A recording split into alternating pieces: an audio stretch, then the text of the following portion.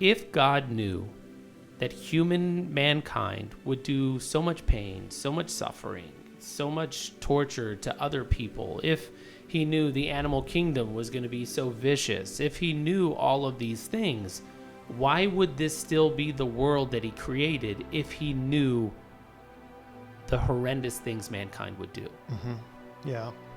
Yeah, that's one of the harder questions. I just saw this video yesterday in Gaza. They were receiving, this air support where and this whole mass of people, they went out into this ledge and they wanted to go receive it. And the thing got so heavy that the whole thing just caved in. And all these people trying to get, this food. And I'm like, I wish I had a simple answer, man. I mean, that is just, it's unbelievable. I can't believe what I was seeing, it was like a horror movie, it's just like, it's like that's actual hell. Like they're in hell, it's crazy. And I was with a family yesterday, this couple, and they're both 55 and they're both dying.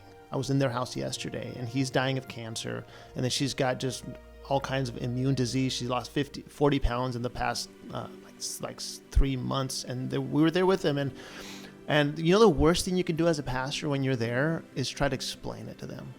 Like all you do, and I've learned this just over the years, is you just sit with them, man. And you just acknowledge, this sucks, man. This really sucks. And in that moment, and I know this is kind of I can't explain it, but I can tell you that in those moments of deep pain, I understand when it says God is close to the brokenhearted. So you meet God in a way, in many cases, sometimes people run from God. Yeah.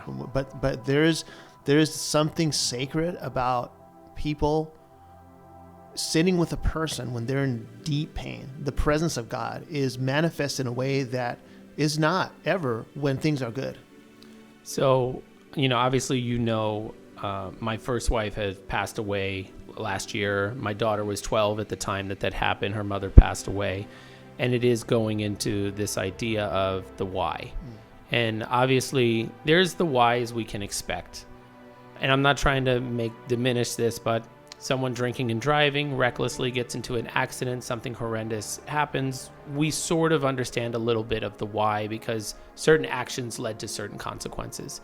But then there's others times that no actions seem to lead to a consequence. For example, a young child getting cancer, something like this. And when we look at the fact that such pain and suffering does happen in this world, for so many that didn't do any actions that really would have led to it. Why does that happen on such a grand scale? And I understand the answer of we'll never truly know. But as a pastor, when someone's in your office, when they're bawling and they're crying and they're going, I don't know what to do with this. And I don't know why God would allow this. What sort of answer can you even attempt to give? Yeah. So I would say two things. Number one is when you ask the question is why would God allow this? It's assuming that if you had the answer of the why, that you would feel better. Like if you knew, okay, this is the reason. Okay, that there's an assumption that that's going to make you feel any better. That's number one. And I'm not saying that is the answer. I'm just saying that the question assumes that having the answer would make you feel better. And then number two is the classic answer of a fallen world. I mean, you go back to the Old Testament, right at the beginning, creation, perfect conversation with God. Everything was in balance. Everything was good. But all of a sudden there was the fall of man. And not only did they sin, but that created like a trickle effect that affects everything. That's why people die. That's why there's war. That's why there's injustice. That's why there's sin in the world. And then Jesus comes and he resolves that problem. He crushes the sin problem. So sin is no longer a problem. But then it's like, okay, but I don't understand. Supposedly he died for my sins. He said it is finished on the cross. He rose from the dead. And so we're in a time period that theologians call the already but not yet. The already but not yet, right? So there's this time period between what Christ did for us on the cross and he says it is finished, and the fulfillment of the actual promise. And so there's a parallel between that and the walking of the Israelites in the desert, right? So those 40 years. So they were freed from Egypt. The promise was good. Like we're out of here. Like this is happening, but there's 40-year period before they actually go into the promised land. So that's what we're in now. And in the midst of this, there's sin, there's chaos, there's all these things that are happening. But the problem becomes like what you're saying is, what about okay, that's a grand scale, but at the pixel level, it looks different. It looks different when you see a child with cancer dying. Like how could God allow that? And honestly, like I wish I could tell you just boom, I know the answer. Here's the reason. I can't understand everything that God does, but I do know his heart, even though in our minds it doesn't always align to the way that we see his actions. So I think going back to the core of it, if he was a good God and if he was all powerful, why wouldn't he stop it from happening? I mean, I understand the free will, don't get me wrong, but there is also the aspect of it, and it's a very real aspect of Jesus raised Lazarus. Yeah. So there was a choice. There Yes. was an option. Yes. We've heard mass healings and mass miracles. I mean, the Red Sea was parted. So there are stories after stories after stories about how powerful God is in this book. Yeah. So why doesn't he just come in and help that little kid? That's right. And I don't know an answer Yeah. that anyone is ever going to be okay with, because I don't think there is an answer that anyone is going to be okay with. But I myself also wrestle with the idea of, why do so many miracles seem to happen in this book every day, but they don't seem to happen in my life every day with the people that I know? And bear in mind, I have a ton of little miracles that feel massive for me. But I also have, you remember my cousin, his son passed away from cancer, and Milo was just a couple years old. And we did everything that you think you should do. Yeah. We prayed. You and I would get together. Like you had kept a little photo on the wall.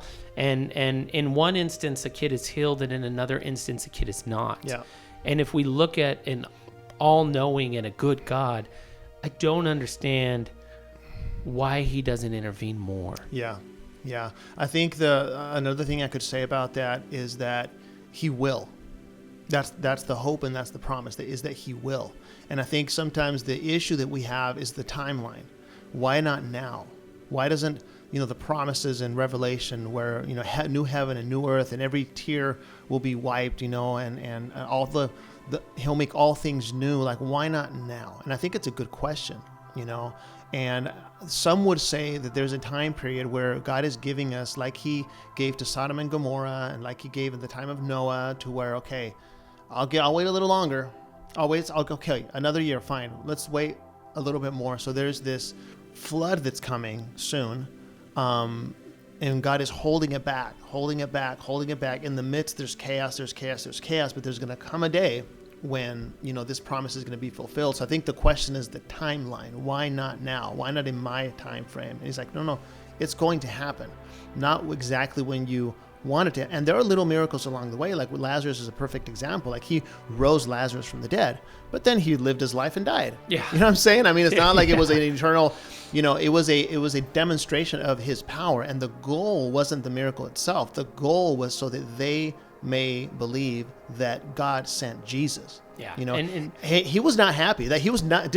I've gone into that scripture. It's very interesting because Jesus is frustrated that they don't understand, that they didn't care that Jesus was there. All they cared about was the miracle. Are you going to do the thing, or are you not going to do the thing? There's a lot in the Greek there with how he yelled out, Lazarus' name, and how he says the scripture says he was deeply disturbed, which in the Greek is, I can't remember how to pronounce it, but it's this whole thing of like just this frustration. Like, have you ever been like mad, angry, sad, need a hug, and want to punch someone in the face all at the same time? That's what that word is. It's this deep feeling of like, I can't believe I have to do this again. They still don't understand, that the main thing is I am the resurrection and the life. And so I think that's where we fall into when we think, yes, he could do this. Yes, he could. Absolutely. But he is the resurrection and the life. And if you believe in him, even when you die, you will live forever. No, and it's funny you say that, because I always think